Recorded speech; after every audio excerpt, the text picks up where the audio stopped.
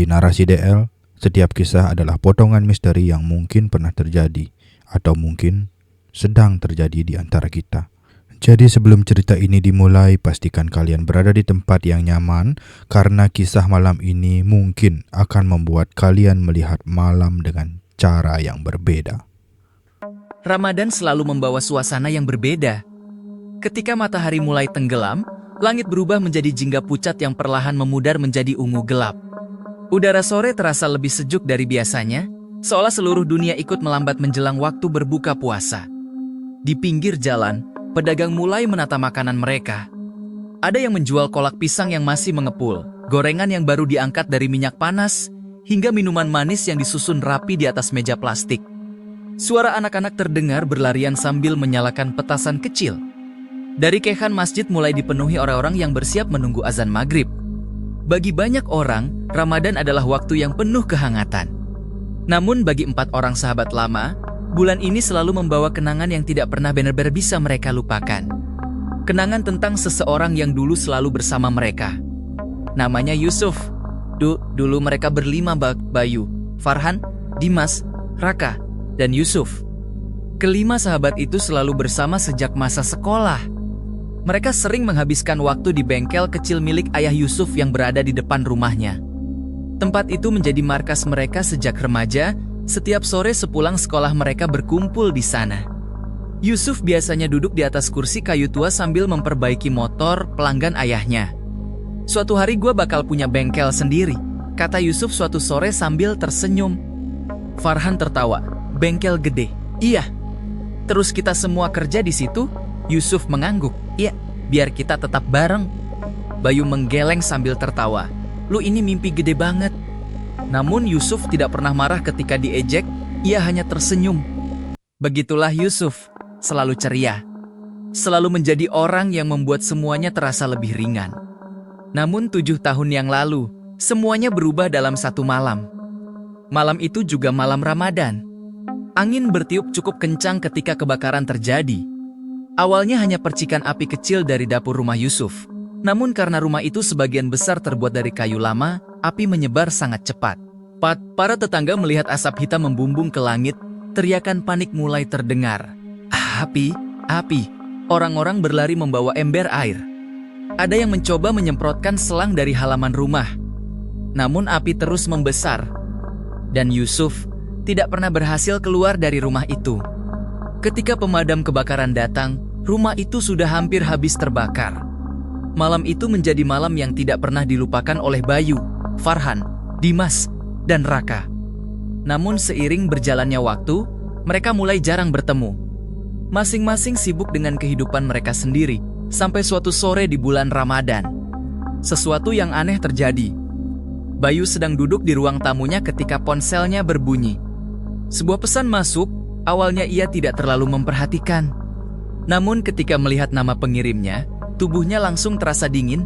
Nama yang muncul di layar itu adalah Yusuf. Bayu menatap layar itu lama sekali. "Sama ini, gimana bisa?" Ia membuka pesan itu perlahan, isinya hanya satu kalimat. "Datanglah untuk buka puasa bersama malam ini." Di bawahnya ada sebuah alamat. Alamat rumah Yusuf. Bayu menelan ludah, siapa yang iseng begini? Namun sesuatu dalam dirinya mengatakan bahwa ini bukan sekadar lelucon. Tidak lama kemudian, ponselnya kembali berbunyi. Farhan menelepon, "Bayu, lu dapat pesan dari Yusuf nggak?" Bayu langsung berdiri, "Lu juga dapat?" "Iya, gua pikir cuma gue." Tidak lama kemudian, Dimas dan Raka juga menghubungi mereka. Ternyata mereka semua menerima pesan yang sama. Akhirnya mereka sepakat bertemu di sebuah warung kecil yang dulu sering mereka datangi bersama Yusuf. Warung itu hampir tutup ketika mereka datang. Lampu kuning redup menggantung di atas meja kayu yang sudah tua. Suasana terasa sunyi. Bayu langsung meletakkan ponselnya di meja. "Ini pesan yang gue dapat." Farhan juga menunjukkan ponselnya, sama persis. Raka terlihat gelisah. "Ini pasti prank." Dimas yang sejak tadi diam akhirnya berbicara, "Kalian sadar nggak? Hari ini tanggal berapa?"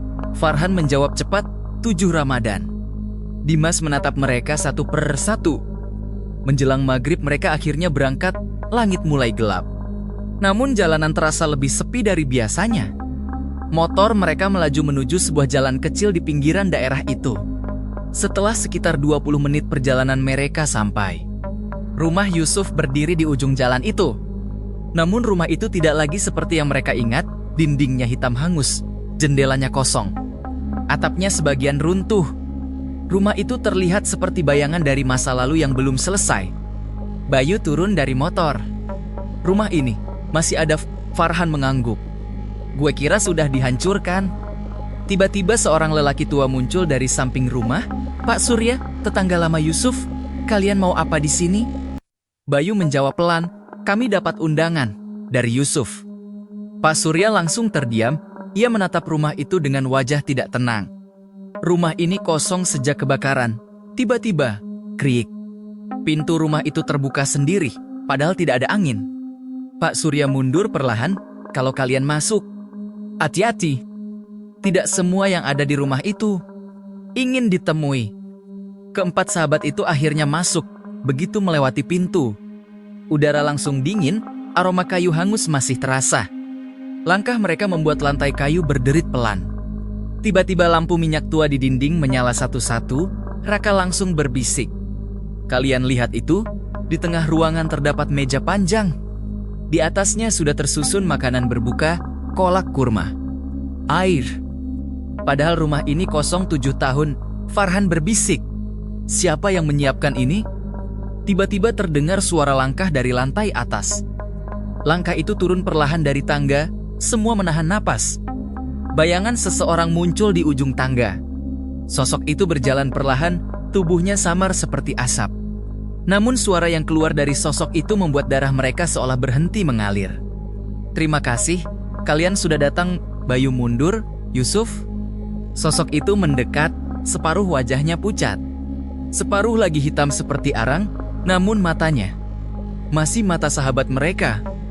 Yusuf memandang mereka dengan tenang. Aku menunggu kalian. Sudah lama. Dimas meneteskan air mata. Maafkan kami.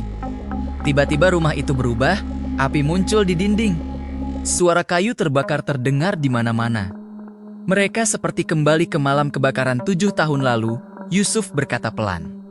Aku tidak ingin kalian mati nol. Aku hanya ingin kalian tahu bagaimana rasanya sendirian malam itu. Keempat sahabat itu akhirnya menangis.